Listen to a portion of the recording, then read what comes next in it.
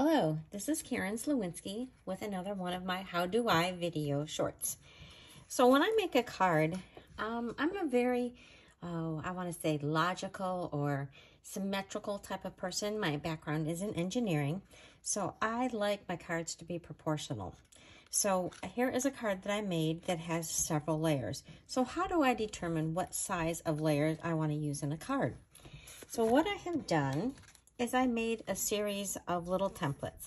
So I started out with our standard card base here in the United States. It's a 4 1/4 by 5 1/2.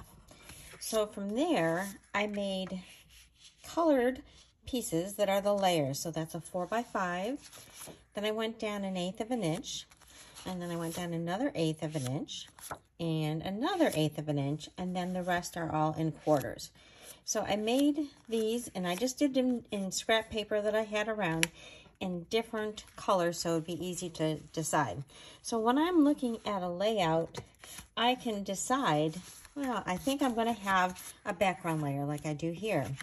And then I have this other layer, and that looks good. And then I'm going to put a little mat. And so that is what this layout would look like. And so this really helps you to visualize what you want in your layers.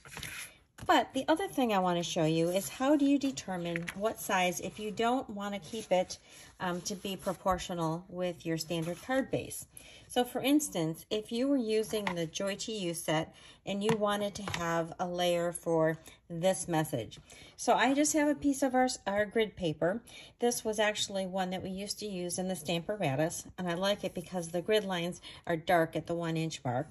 So you can go ahead and place your stamp on your grid paper. And so you can see if you want it to be pretty tight, this is going to be 2 1/2 by 3, either probably about 3 1/8.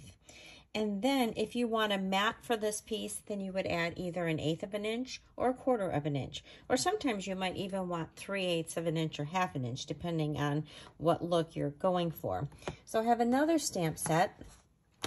This is the Garden Meadow, which is coming out in our new online exclusives on November 7th. And I have chosen this little element, and it's kind of a funky shape. So this one was nice and easy because you can see that it's a rectangle. But this one is a little bit weirder.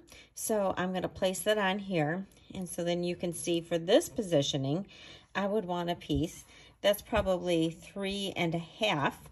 Give it a little bit of room by maybe 2 1/2 or 2 3/8. So that's how you determine your sizing. I hope this helps you out when you're making your cards. See you next time.